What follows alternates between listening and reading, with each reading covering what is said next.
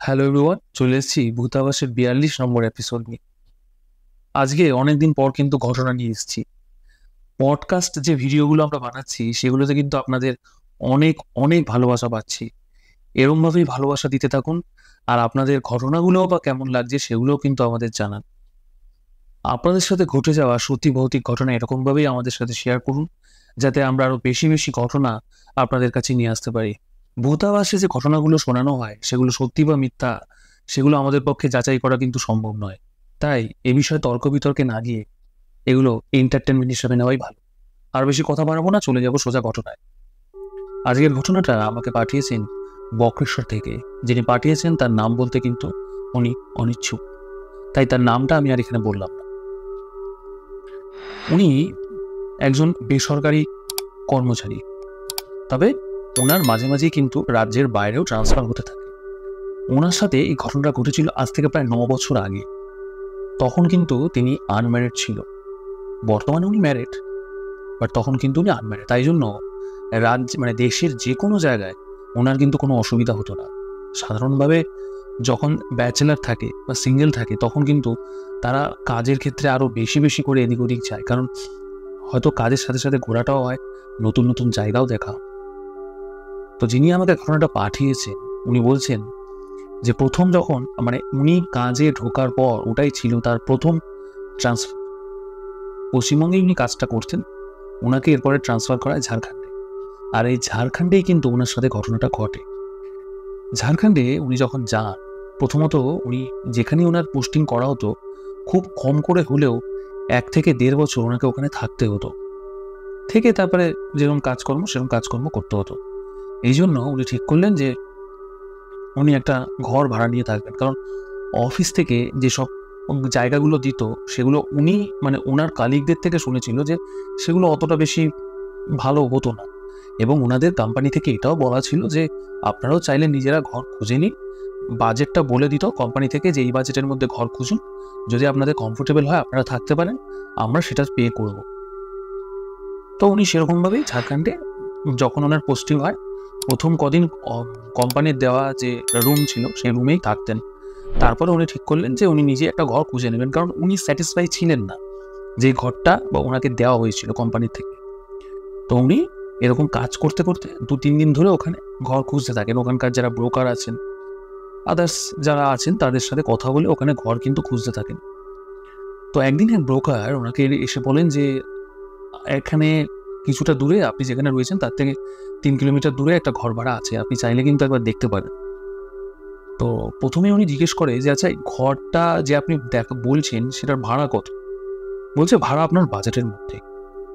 উনি যেহেতু সিঙ্গেল, ওনার একটা রুম হলেই চলবে। তো যিনি ব্রোকার ছিলেন সেও বলেন যে হ্যাঁ একটা রুমেরই ঘর, আর বাথরুম বা যে টয়লেট সেটা কিন্তু বাইরে, সেটা কিন্তু অ্যাটাচ নয়। এই জন্য ভাড়াটা ওনার যা বাজেট তার থেকেও একটু কম। তো উনি ঠিক করলেন যে ঠিক আছে, একা মানুষ, ফ্যামিলি থাকলে সাধারণত অ্যাটাচ থাকতে লাগে, বাট একার ক্ষেত্রে অত কিছু দরকার হয় না। তো উনি ঠিক করলো যে ঠিক আছে কালকে গিয়ে দেখবেন। পরের দিন ব্রোকারকে সঙ্গে নিয়ে উনি ওই ঘর দেখতে যান। বাড়ির যিনি বাড়িওয়ালা, ওই বাড়ির যিনি বাড়িওয়ালা তিনি ছিলেন একজন মানে একটা বয়স্ক লোক, বয়স্ক ভদ্রলোক। ওনার সন্তান ছিল না, আর ওনার যে ওয়াইফ সেও মারা গেছে অনেকদিন আগে। তো উনি ঠিক করলেন যে কথা বলবেন। প্রথমে ঘরটা দেখলেন উনি, দেখার পরে ওনার কিন্তু পছন্দ হয়ে যায়, কারণ অন্যান্য ভাড়াটাও ছিল না, কোনো ঝামেলা ঝঞ্ঝাটেরও ব্যাপার নেই। ঘরের ভেতরটা বেশ সুন্দর ডেকোরেশন করা। আসবাবপত্র সেরকম ছিল না, কারণ যেহেতু ভাড়া উনি থাকবেন ওখানে, কিন্তু ডেকোরেশনটা খুব সুন্দর, মানে একদম যতটা দরকার তার থেকে যেন বেশিই ছিল। ঘরের ভেতর বাথরুম সব ঠিকঠাক, একদম পারফেক্ট। কিন্তু বাথরুমের ভেতরটা সুন্দর, কিন্তু বাথরুমটা হচ্ছে ঘর থেকে বেরিয়ে কিছুটা ডিস্টেন্সে। উঠোন ছিল উঠোনের দিকে, আর বাথরুমটা যেদিকে ছিল সেদিকে না একটা ঝোপঝাড় মতন করা ছিল। তো উনি বাড়িওয়ালাকে জিজ্ঞেস করেন যে আচ্ছা আপনার ঘর বাড়ি এত সুন্দর, ভাড়া দিচ্ছেন সেগুলো এত সুন্দর, তাহলে বাথরুমটা এরকম ইয়ে করেন না কেন, বাথরুমের আশপাশটা পরিষ্কার করেন না কেন? বলে ওগুলো পরিষ্কার করানোর দরকার হয় না, ওগুলো রয়েছে থাক, আমি পরে পরিষ্কার করিয়ে নেবো। এমনি তো আপনার তো কোনো অসুবিধা নেই তো, কারণ আপনি ঘর থেকে বেরিয়ে যে বাথরুমে যাবেন এই রাস্তাটা তো পরে পরিষ্কার, ওটা নিয়ে তো অসুবিধা নেই। বলছে হ্যাঁ ওটা আমার কোনো অসুবিধা নেই, কিন্তু বাথরুমের পেছন দিকটা এরকম এতটা ঝোপঝাড় রয়েছে। বলছে ওগুলো থাক, ওগুলো আমি পরে করিয়ে নেবো, কারণ এই সবে বর্ষা গেল তো, এগুলো এই জন্য ঝোপঝাড় হয়ে গেছে। আমি প্রতিবার বর্ষা একদম পুরোপুরি যখন চলে যায়, শীত আসার আগে আগেই আমি কাটিয়ে দিই। তো উনি বলে যে ঠিক আছে, অসুবিধা নেই, বলে আমি কদিন পর থেকে এখানে থাকতে আসবো। তো সাধারণত ওনাদের মধ্যে কথাবার্তা হয়ে যায়, সব কিছু হয়ে এগ্রিমেন্ট হয়ে একদম উনি ওখান থেকে তারপর চলে যান। যেদিন থেকে ওনার থাকার কথা সেদিন চলে আসেন। প্রথম দিন উনি ঘরের মধ্যে যখন অফিস থেকে আসেন, ঘরের মধ্যে এসে থাকেন, ঠিকঠাকভাবে খাওয়া দাওয়াটা করে ঘুমোতে যান। ঘুম থেকে উঠে পরের দিন সকালবেলা আবার কাজে চলে যান। এরকমভাবে 7-8 দিন বেশ ভালোই ছিল।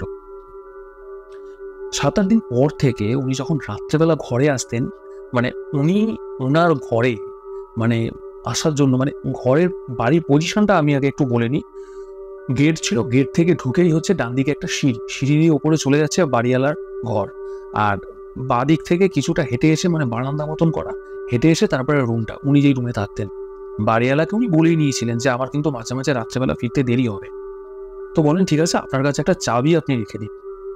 তো রীতিমতন এরকমভাবে উনি রাত্রেবেলা ফিরে আসেন। প্রথম থেকেই কথা বলে নিয়েছিলেন সব কিছু, যাতে পরে কোনো অসুবিধা না হয়। উনি গেট খোলেন, গেট খুলে ভেতরে আসেন, তখন দেখেন যে বাড়িওয়ালা অলরেডি ঘুমিয়ে পড়েছে। আর ওপরে শুধু বাড়িওয়ালাই থাকতেন, আর নিচে শুধু উনিই থাকতেন, আর কোনো ভাড়াটেও ছিল না নিচে। আর ওপরে ওনার ওই বাড়িওয়ালার বললাম যে কোনো সন্তান ছিল না, ওই জন্য উনি একাই, আর ওনার ওয়াইফ যেহেতু মারা গেছে। তো উনি সেদিনকে যখন আসছেন, বারান্দা দিয়ে হেঁটে যখন রুমের দিকে আসছেন, ওনার ফিল হচ্ছে যে ওনার ঘরের ভিতর কেউ হাঁটাচলা করছে। তবে ওটা খুব বেশি হলে 10 থেকে 15 সেকেন্ডের মতো ওনার যেন মনে হয়েছিল। এবার যেহেতু উনিও হেঁটে হেঁটে আসছে, এই জন্য ওনার মানে মনে হলো যেন ওনারই পায়ের আওয়াজ। কিন্তু উনি যখন হাঁটছে, ওনার পা পড়ছে, আর ভেতরে যে হাঁটছে তার যে পাটা পড়ছে, দুটোর সাথে কিন্তু ম্যাচ খাচ্ছে না। দুটো কিন্তু পুরো আলাদা, টাইমিংটা পুরো আলাদা। বুট পরা থাকলে যেরকম আওয়াজ হয়, টপ টপ টপ যেরকম আওয়াজ হয় হাঁটলে, ওরকম কিন্তু হচ্ছে না। মানে উনি যখন পায়ে ফেলছেন তখন হয়তো ভেতরে আওয়াজটা হচ্ছে না, আবার ওনার পা যখন শূন্যে থাকছে তখন মানে টাইমিংটা ম্যাচ হচ্ছে না। তখনই ওনার মনে একটা সন্দেহ আসে। মানে উনি জাস্ট ফিউ সেকেন্ডসের জন্য মানে এটা চিন্তা করলো যে হতে পারে হয়তো আমারই জুতোর আওয়াজ। সেদিনকে হালকাভাবে নিয়ে ঘর তালা খুললেন, খুলে ভেতরে ঢুকে খাওয়া দাওয়া করে শুয়ে পড়লেন। পরের দিন আবার সেই অফিস গেলেন। অফিস থেকে সেদিনকে চলে আসলেন রাত্রেবেলা। আসার পরে উনি এবার খাওয়া দাওয়া করে শুতে যাবেন। মানে উনি মানে শুতে যখন যাবেন, ওনার যে আর কি রান্নাঘরের দিকে একটা বেসিন ছিল, বেসিনের পাশে একটা জানলা। তো ওই জানলা দিয়ে ওনার মানে উনি যখন মানে ঘরে এসে আবার কিছু একটা কারণের জন্য রান্নাঘরে গিয়েছিলেন। তো রান্নাঘরে গিয়ে উনি দেখলেন যেন জানলার সামনে থেকে কিছুক্ষণের জন্য একটা ছায়া এরকম হয়ে আবার সরে গেল। একটা ফেস মানে একটা ফেসের মতো এরকম উঁকি মেরে এরকম সরে গেল, যেরকম হয় ঠিক ওইরকম একটা ফেস। তো ব্যাপারটা কিন্তু ওনার কাছে মোটেও কিন্তু সুবিধার ঠিক ছিল না। উনি কিন্তু তখনও মনে করেনি যে এরকম কোনো ব্যাপার ওখানে রয়েছে, অর্থাৎ আত্মা বা ভূত সংক্রান্ত কোনো ব্যাপার। উনি ভাবলো হয়তো কোনো চোর, যেহেতু বাড়িটা ফাঁকা ফাঁকা বাড়ি, ওপরে শুধু বাড়িওয়ালা থাকে, চোর ডাকাত এরকম হতেই পারে। তো উনি বললেন হয়তো কোনো চোর, আমি এখানে নতুন এসেছি এই জন্য টার্গেট করছে আমার ঘরে চুরি করা। তো উনি ঠিক করলো যে সেদিন রাত্রেবেলা একটুখানি ওরকমভাবে জেগে থাকবে। তা ওনার না রাত্রেবেলা সিগারেট খাওয়ার খুব অভ্যাস ছিল, অর্থাৎ খাওয়া দাওয়া করে উনি একটা সিগারেট খেয়ে তারপরে ঘুমাতো। তো উনি এরকম বারান্দায় সেদিনকে ঠিক করলো যে বারান্দায় একটু সিগারেট খেতে খেতে হাঁট। তো সিগারেট খেতে খেতে এরকম বারান্দায় হাঁটছে, ওই দূরের যে বাথরুমের কথা বলেছিলাম, ওই বাথরুমের ওখান থেকে যেন মনে হলো বাথরুমের দরজাটা কেউ ঢুকে ভেতর থেকে আটকে দিলে যেরকম হয় ওরকমভাবে কেউ আটকে দিল। এবার ওনাকে যেহেতু আমি বললাম যে সাধারণত প্রথমে তো ভূত এইসব ব্যাপার তো আর কারোর মাথায় আসবে না, কোনো জায়গায় গেলে চোর ডাকাতি ভাববে প্রথমে। তো উনি সঙ্গে সঙ্গে দৌড়ে, মানে উনি একটু সাহসীও ছিলেন, উনি সঙ্গে সঙ্গে দৌড়ে বাথরুমের সামনে গেছেন। বাথরুমের সামনে গিয়ে দেখছেন না বাইরে থেকেই দেওয়া, ওরকম কিছু ব্যাপার নেই। তো উনি যাই হোক অত কিছু না ভেবে ওখানে সিগারেটটা ফেলে ঘরে এসে শুয়ে পড়ে। আবার পরের দিন হয়, পরের দিন সকালবেলা আবার ঘুম থেকে উঠে উনি কাজে যাচ্ছেন। আচ্ছা, সেদিন একটা ঘটনা ঘটে। উনি কিন্তু ওনার মানে আগের দিন উনি মানে খাওয়া দাওয়া করে কিছু ওই প্যাকেট মানে উনি আগের দিন খাওয়া মানে ওনার যে খাবার সেটা কিনে এনেছিল রেস্টুরেন্ট থেকে। তো ওই যে প্যাকেটগুলো ওগুলো কিন্তু ওনার মানে ফেলে দিয়েছিল, মানে জানলা দিয়ে বাইরে ফেলে দিয়েছিল। তো উনি সেদিনকে সন্ধ্যেবেলায় চলে আসে কাছ থেকে। সন্ধ্যেবেলায় এসে উনি এরকমভাবে রান্নাঘরের দিকে গেছে, দেখছে উনি যে হাড্ডিগুলো খেয়ে মানে মানে ওই মাংস যেগুলো এনেছিল, মাংসর আইটেম, সেগুলো খেয়ে যে হাড়গোড়গুলো ওগুলো উনি বাইরে দিয়ে জানলা দিয়ে ফেলে দিয়েছিল। তো দেখছে যে ওনার জানলার মানে সামনের দিকটা ওইগুলো রাখা, এবং একটা একটা করে সাজিয়ে সাজিয়ে রাখা, এমন নয় যে এলোমেলোভাবে রাখা, একটা একটা করে সাজিয়ে সাজিয়ে রাখা। উনি সঙ্গে সঙ্গে ওপরে বাড়িওয়ালার ঘরে যান। বাড়িওয়ালার ঘরে গিয়ে উনি পুরো ব্যাপারটা, অর্থাৎ প্রথম দিন থেকে যা যা হয়েছে সবকিছু বলেন যে দেখুন আপনার বাড়িতে আমি এসেছি, প্রথম দিন সাধারণত আমি এরকম একটা আওয়াজ পাই, আমার ঘরের ভিতর যেন কেউ হাঁটছে।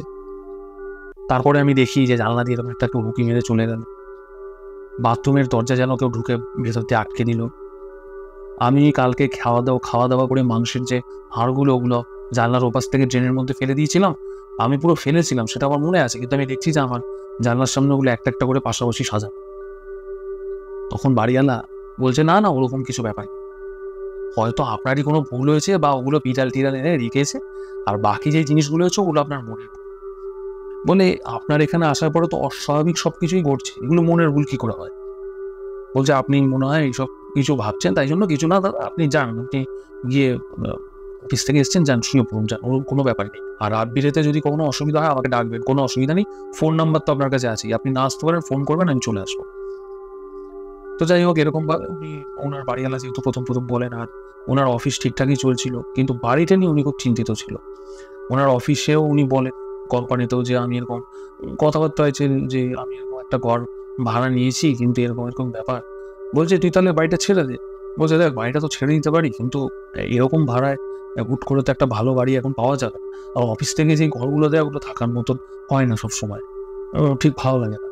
তখন বলে দেখ, সস্তা বলেই তো বলছি, এত ভালো ঘর সস্তা মানেই তো কোনো ব্যাপার রয়েছে, তুই ছেড়ে দিচ্ছিস না? বলে না ঠিক আছে দেখি, সেরকম হলে ছাড়তে কতক্ষণ।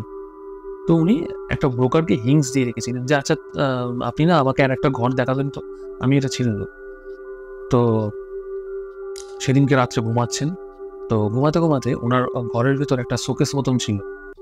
তো উনি পুরো মানে ঘুমটা যখন ওনার একটু কাঁচা, তখন উনি পুরো খেয়াল করছে যে শোকেসের যে ড্রয়ারগুলো আপনি আপনি খুলছে আর বন্ধ হচ্ছে, আর যে সেলফ মানে যে শোকেসের মধ্যে এরকম সেলফ করা ছোট ছোট সেলফের দরজাগুলো এরকম খুলছে বন্ধ হচ্ছে।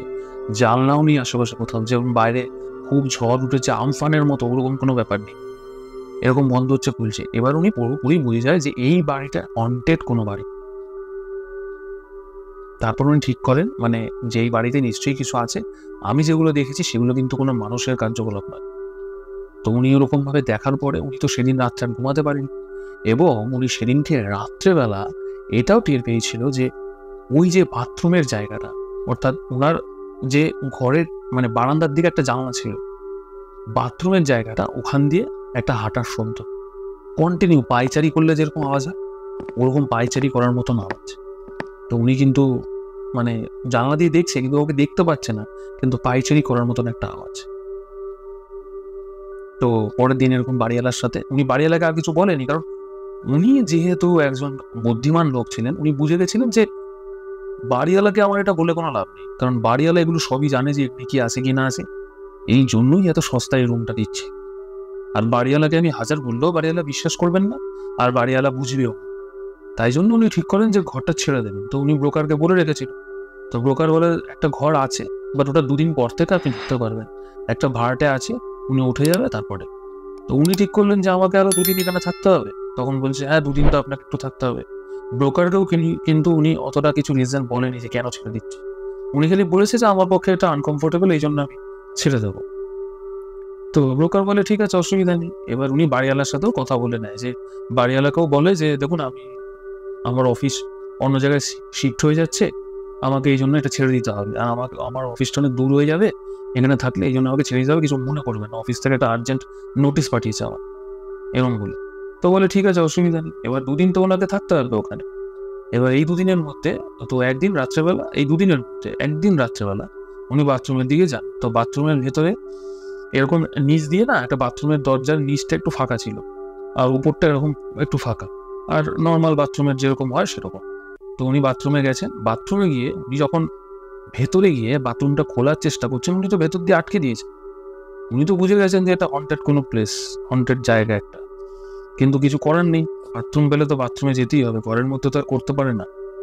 তো উনি সাধারণত চেষ্টা করেছিল এই দুদিন যাতে বাথরুম টাথরুমে যেতে না হয়, ঘরে কোনো রকম থেকে ওখানেই যা করার করে একদম ঘরেই বসে থাকবে। আর ওখানে ওনার কোনো পরিচিত বন্ধু বান্ধব নেই, কোনো আত্মীয় স্বজনও নেই যে তাদের বাড়িতে গিয়ে থাকবে। তা যেহেতু আমি আপনাদের বললাম যে উনি একটু সাহসী ছিলেন, তো বাথরুমে গেছেন, বাথরুমে গিয়ে এরকম ভাবে উনি বাথরুম করা হয়ে গেছেন, এবার বাইরে বেরান। তো সেই সময় উনি লক্ষ্য করছেন যেন ভেতর দিয়ে, দরজা তো খুলে দিয়েছেন উনি, বাইরে দিয়ে কেউ যেন চেপে রেখেছে দরজা। উনি কিছুতেই এরকম মানে ঠেলে, যেহেতু বাইরের দিকে ঠেলতে হবে, ঠেলে কিছুতেই বেরাতে পারছেন না, ভেতর দিয়ে কেউ এরকম, বাইরে দিয়ে কেউ এরকম চেপে ধরে রেখেছে দরজা। এবার উনি ওই বাথরুমের যে দরজা ওই নিচ দিয়ে দেখার চেষ্টা করছে যে কে রয়েছে বা কি হয়েছে, আদৌ কোনো ভূতের ব্যাপার কিনা, না কোনো চোর ফোর কিছু, বা আশেপাশের কোনো লোক এরকম শয়তানি করে কিনা, উনি তখনও এটা মনে করছিল। তো উনি উপর দিয়ে তাকিয়ে উনি দেখতে পায় যে একটা বিশাল ছায়া, বিশাল বড় একটা ছায়া, এরকম ধোয়ার মতন ছায়াটা, মানে রানিং ধোয়া যেরকম হয় ওরকম একটা ধোয়ার মতন এরকম বাইরে পুরো এরকম মুভমেন্ট করছে, কিন্তু এক জায়গায় দাঁড়িয়ে রয়েছে পুরো একটা ছায়ার মতো। উনি পুরো পরিষ্কার, উনি ওটা দেখে ওনার তো গা হাত পা পুরো ঠান্ডা হয়ে যায়। আমি ওরকম একটা দেখলে তো যে একটা ঘাবড়ে যান, ভয় তো লেগেই যান। এবার উনি এটা ভেবে নেয় যে আমি যেহেতু দুদিন পরে এখান থেকে ছেড়ে দেবো, হয়তো আমার হবে না এখান থেকে যাওয়া, আমি হয়তো আজকেই শেষ। উনি এটা ভেবেই নিয়েছিল যে আমার আজকেই শেষ দিন, কারণ উনি চোখের সামনে যা দেখেছিল সেটা উনি কোনোদিনও বর্ণনা করতে পারেন ঠিক মতো।